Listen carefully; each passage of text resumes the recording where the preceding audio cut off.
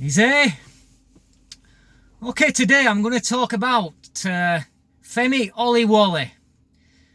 Now, apologies if I've mispronounced that surname, but that's what I'm going to refer to him as. Like it or lump it.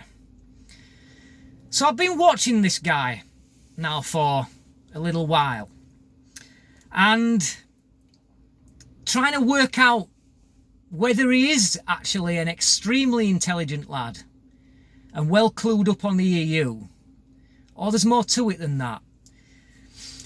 So the interesting thing is that I've just watched him do an interview with Richard Brain, the new UKIP leader. It wasn't so much an interview, but more of an ambush.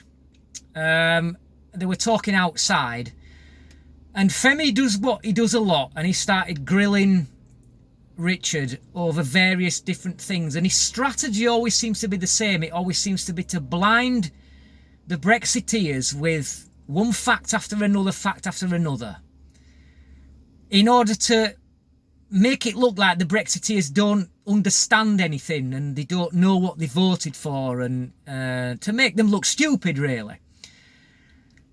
Now, I'll say this about Femi, right, is that I believe that he would make an extremely good actor, because he's very good at reading and learning scripts. And of course, with his political views, he would fit into the entertainment industry very nicely indeed. But when he's asking these questions that he's asking, it's not actually him asking them. Do you feel me? I think that he's been very well trained by the globalist heads of groups that fund his group, Our Future, Our Choice. Now, I think he gets a lot of his funding from Best for Britain.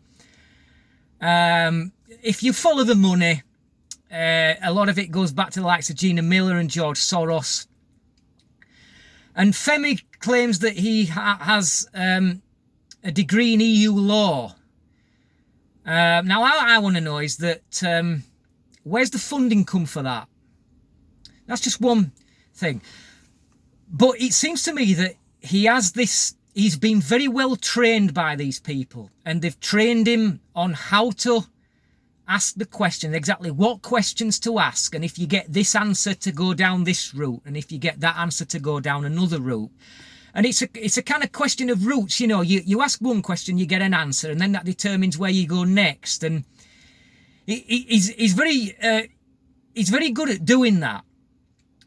But then when you watch him as it carries on a little bit, this interview was 17 minutes, by the way, and I'm going to leave a link to it in the description box so you can watch it for yourself. But what happens is, throughout, I think that he takes too many junctions, and he gets to the point where he doesn't know what to ask next.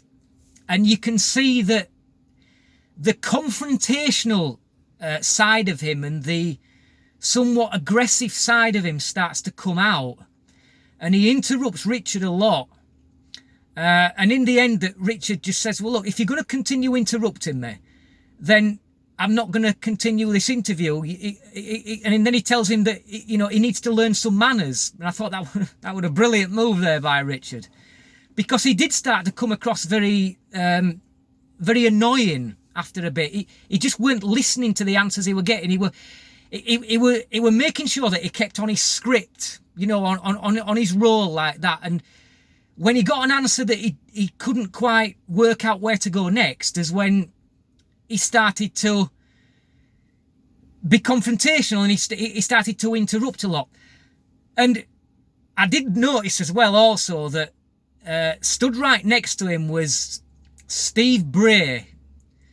You know that twat that stand outside Parliament with a traffic cone to his gob, and he goes, "Stop Brexit!" Well, he was stood there almost like he was refereeing this interview. I thought, that referee's supposed to be impartial. Well, we all know he's not impartial, don't we? And that's how this interview went forth. And I must admit that Femi, I don't believe that he is as intelligent as he tries to come across.